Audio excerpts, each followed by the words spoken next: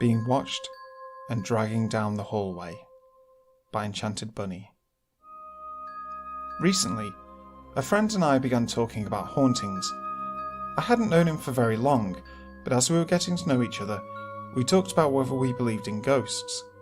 Since I work in a haunted location, I told him that I did, and he told me about the house that he lives in. And of course, I had to have a look for myself, particularly as an amateur paranormal investigator. To start with, he told me that an elderly relative of his, who owned the house and passed away, remains in the house. She doesn't like it when people leave lights or appliances on, and will often turn them off if they are left unattended. She is generally quite good-natured, but if someone unfamiliar to her doesn't follow her house rules, she can be known to show her displeasure. For example, she absolutely hated people smoking in the house, especially as she wasn't a smoker herself. Should anyone smoke within the walls of the home, she tends to do things like hide their lighters or cigarette packets from them.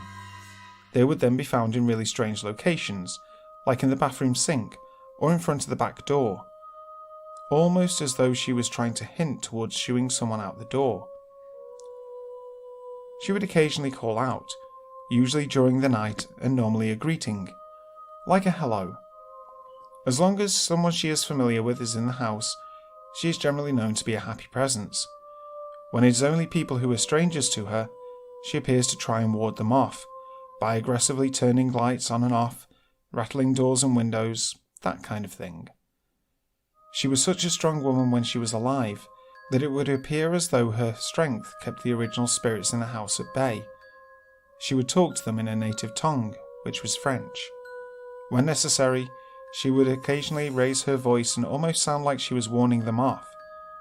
As my friend doesn't actually speak French himself, he couldn't really tell what she was saying, except sometimes when she would swear at them. As her health began to deteriorate, it would appear as though the spirits in the house would then gain some strength, and she wasn't able to control them quite so much. My friend told me that once she passed away, the spirit activity increased significantly. He's not sure if it was initially her spirit, or those of the original inhabitants of the house. It isn't known exactly who the other spirits in the house are, only that they don't appear to appreciate people being in their space. One night, my friend awoke and found 4 human figures standing around his bed. Frightened, he closed his eyes and reopened them, but the spirits were still there. They didn't move, they didn't speak, but he got the feeling that they were very aware of him and were trying to intimidate him.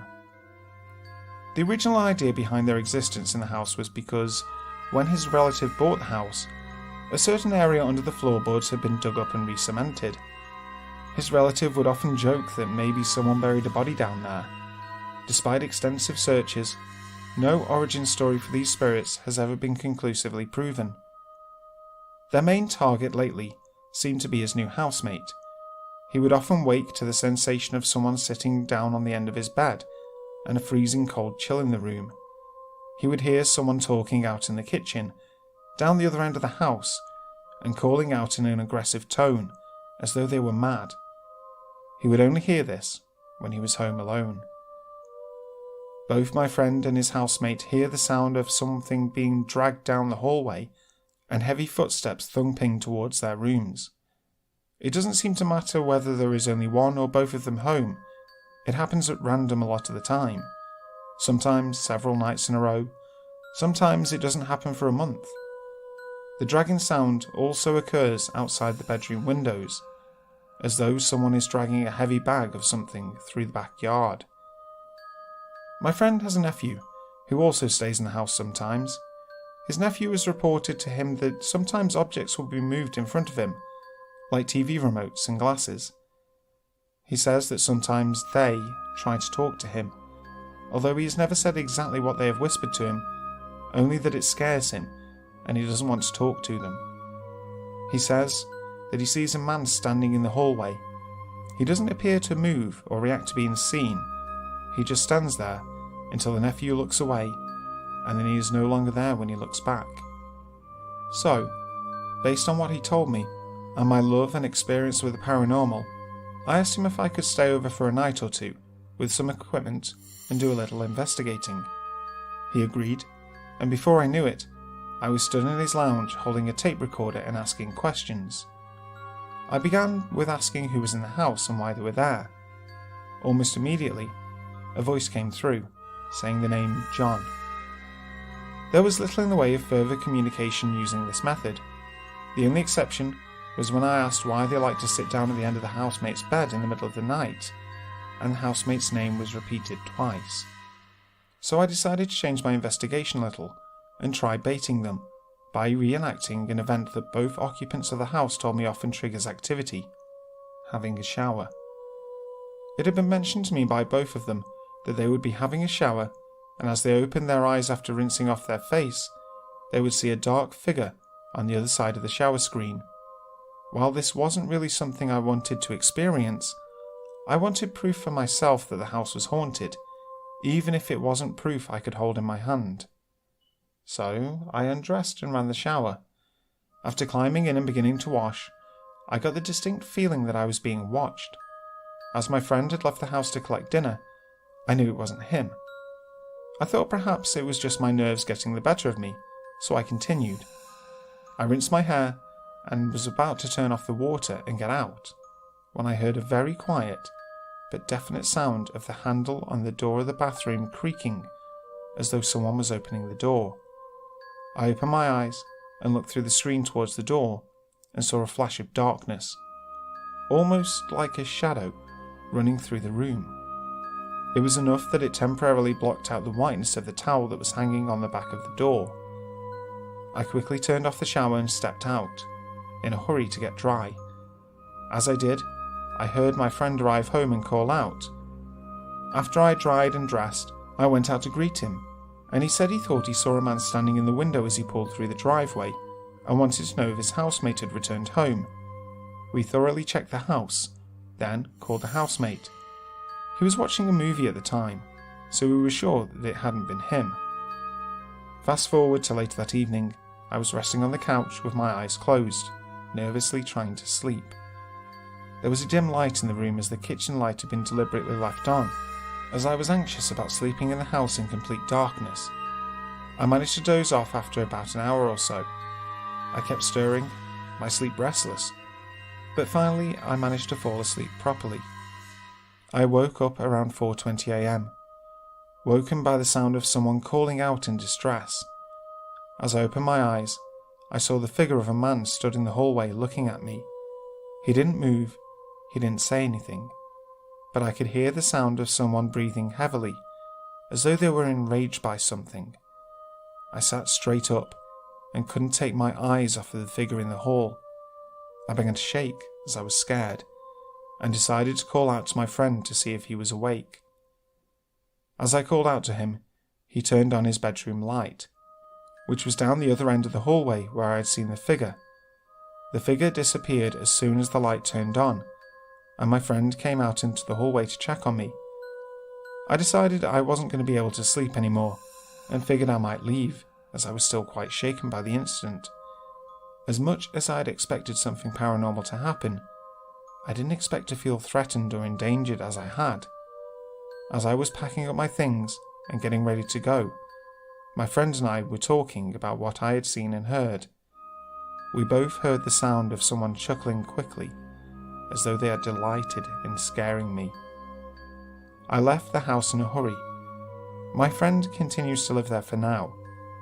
I haven't returned, and have vowed that I won't. I'm clearly not wanted in that house. I Spent a Night in a Graveyard by Michael M95. I spent a night in a graveyard. Kind of. We actually went on a series of nights, most recently Halloween. Why go to a glitzy Hollywood-induced costume party when you can celebrate it the old-fashioned way with a good old ghost hunt? A proper stakeout with coffee and biscuits. We went well armed with a torch, digital camera, voice recorder, and of course, our own senses and judgment. Probably the most important tool of all, but also the one most prone to error. Amateurish tech by proper ghost hunting standards, I know, but you have to start somewhere. This tale comes from the Scottish town of Troon, specifically an old graveyard in church ruins on the outskirts called Crosby Kirkyard.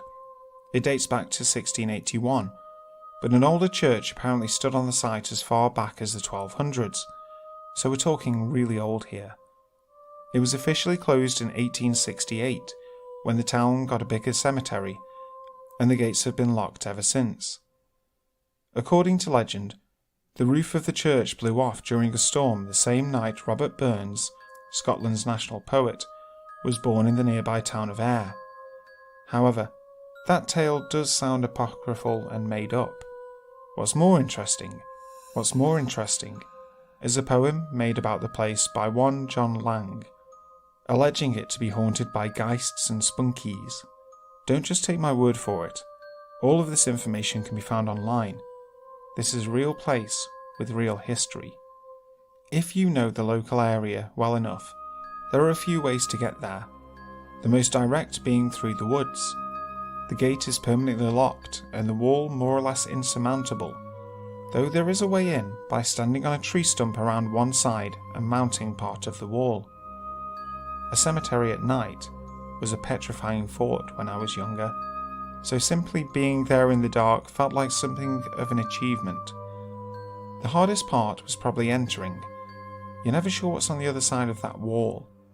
I almost had to remind myself that somewhere in here was the resting place of a one-time assassin named David Hamilton, though most say it was really his brother who was guilty and that David was just part of the plot, but that's another debate. My photos were fairly spooky in themselves, showing dark trees and ruins looming up against a grey sky, not to mention the jagged metal of the cemetery gate. But there was nothing out of the ordinary, a few dust specks maybe. Then I set down my voice recorder and we exited the graveyard, hoping to pick up something in our absence, and returned half an hour later. Just as the novelty of it all was wearing off, we took a seat on an overturned gravestone and were staring at the stars when a white streak of light came zooming past right above us. My friend thought that it might be a shooting star, but it seemed much too low and small.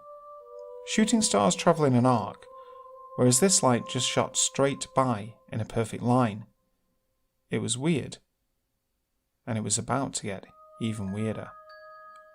As we set out on our way home, another one of these lights appeared just over the ruined church, zooming into the tree line.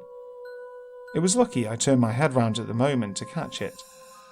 I wonder how many lights there were that we didn't see. There was no doubting it this time. It was way too low and minuscule to be a shooting star. I can only describe these lights as tiny white balls or globes which travelled very fast. Either it was a ghost, or I witnessed a strange light phenomena, possibly something similar to what we might now call will-o'-the-wisps, or something we don't know yet.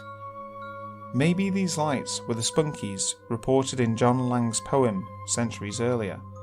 Spunky is an old Scots word which basically means a strange light or glowing. The following evening, I listened back to the audio from my voice recorder, all 27 minutes of it, and I did find something, however faint. In between the gentle wind and car noises is what sounds like a tap, followed by 3 or 4 footsteps. I rewound and compared it with my own footsteps at the start of the recording, and the sound was practically identical. I also tried reproducing the tap sound by touching the screen of the phone and playing it back, and that too sounded similar. The whole segment is unique in the footage. Was it simply another person, you might ask? Well, although a main road runs nearby, barely anyone walks this way, especially at night. It's a bit out of the way. Type in Crosby Churchyard on Google Maps and you'll see what I mean. And I think it's a pretty fair assumption that we were the only weirdos going into this place at night. I suppose the likeliest explanation is an animal, but the footsteps sounded too slow and heavy to be a squirrel or rabbit, though that's just my own personal judgment. Witch Hunt by Ghost Hunter. This was back when I used to ghost bust with my friends, and was one of the first times that I went ghost hunting. Usually I would go to this old historical war marker that's just outside my town that I used to visit during childhood field trips that's 30 minutes out of town. But there's an old cemetery a few miles down the street that we decided to go to on this trip. I was at my friend Aaron's house playing video games with him on the couch in his living room when he brought up the idea of going on another ghost hunt, which I didn't hesitate to agree to. He also suggested that we bring another person along with us, and since Caitlin, my best friend, was out of town at the time, I chose Braden. He also didn't mind going since I had recently gotten him into ghost hunting. We all met up at the fanciest McDonald's in town about midnight and discussed what we would be doing and where we would go. Aaron suggested we go somewhere different, so I suggested the cemetery down the street from the fort that we usually go to. They agreed, and we were on our way, arriving at the gravesite a little after 2 a.m. The gate was usually sealed off, but there was a low point in the gate that you could literally just walk over. We turned on our flashlights. I didn't bother with my ghost app on this hunt because it was a new place for me. I like to just walk around and get the feeling of an unfamiliar territory before I decided upon the app. So, for now, I kept it away and used my flashlight. There were many graves. Old ones, new ones. All three of us had split up and went our own separate directions the moment we entered the gate, to cover the whole grounds quicker. I went towards the back, Aaron took the middle, and Braden stayed with the graves along the front of the yard. We wondered our positions until we heard Aaron call us over to where he was. There were 2 graves, enclosed in a gate, separating them from the rest. There was a normal-sized stone, and a rather small one. I threw out the possibility of them being the owners of the graveyard, and Aaron quickly corrected me. He started to explain the real reason why he had wanted to come to this specific graveyard, because of these 2 graves. In the middle of the site, but gated off for some strange reason. He had done some research and discovered that back in the 1800s, a mother was burned at the stake for the assumption that she was a witch and had been caught practicing witchcraft. Her baby was burned as well, for it too was considered a witch, thus explaining the small headstone next to the normal-sized one. It was sad just to think about. I felt bad for them. Burned at the stake, it's horrible. After giving my condolences, we all went back to our normal positions across the gravesite. I lingered in the back.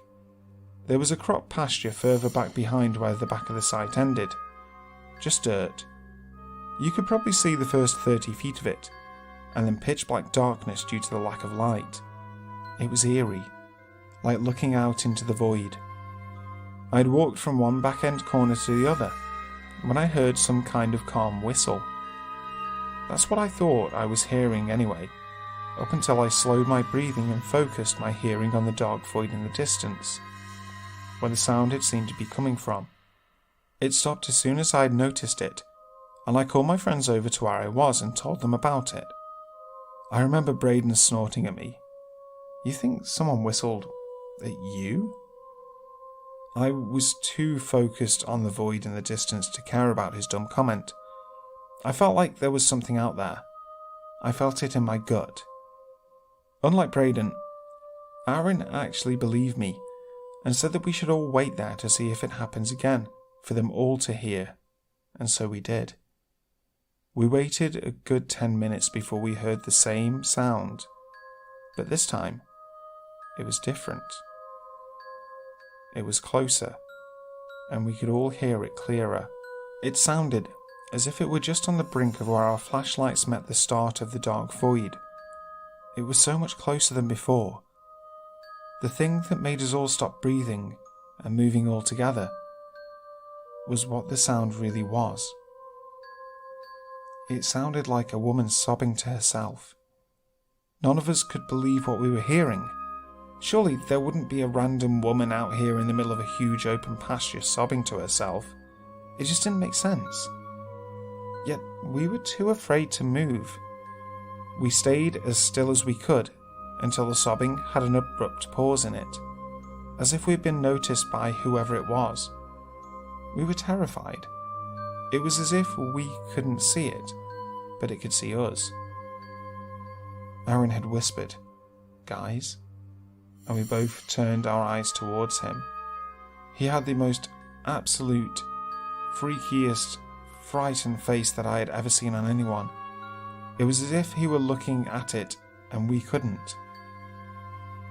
The witch.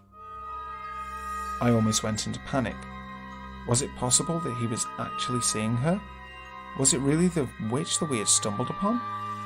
I didn't know what to do or what to say. Braden was the main skeptic of the group, and he had no words or smart remarks. He just kept his face fixed on the void. We all did. Then, the woman snickered. With that, Aaron bolted towards the car. Braden and I weren't far behind either. It was one of those runs where you're panicked and you can't scream, but your legs do the screaming for you. It was probably the most awkward silent sprint ever, but we were focused on getting back to the car. We were terrified. I asked Aaron the moment I started the ignition and drove onto the street if he saw her, if he saw what she looked like. He said he didn't, but he could feel what she looked like, and it was the most terrifying feeling ever. It was one of those things that you couldn't explain in detail. He said all he saw was images upon images. When we were back at his place and calmed down a bit, we started drawing conclusions, and Braden and I, being the skeptics we were, couldn't find any reason for a random woman to be out in the middle of a dirt crop field crying to herself, by herself, half an hour away from the town. It was illogical. After doing some research about the site, it surprised me to see that there had been a report on the same mysterious crying coming not from the void, but from the graveyard itself. A man and his wife were going to enter the graveyard during the day to take pictures when they heard the crying. It sounded like it was coming from the far end corner of the graveyard. Assuming that there was a woman grieving there over a relative or friend, they wanted to let her have her moment, so they left. As they were driving by the graveyard to go back home, however, they didn't see the woman anywhere. They didn't see anyone at all. Was it possible that we had come into contact with the same spirit who was burned at the stake? Did she target Aaron? These were the thoughts that we kept constantly asking each other throughout the night, in hope that the other would have a sure answer for it. The main question in particular was the woman's snicker. It was as if she was laughing at us. Could it have been a trap? Want to make sure you never miss a new release from the official Creepypasta.com YouTube channel again? Be sure to subscribe and hit that bell to turn on notifications.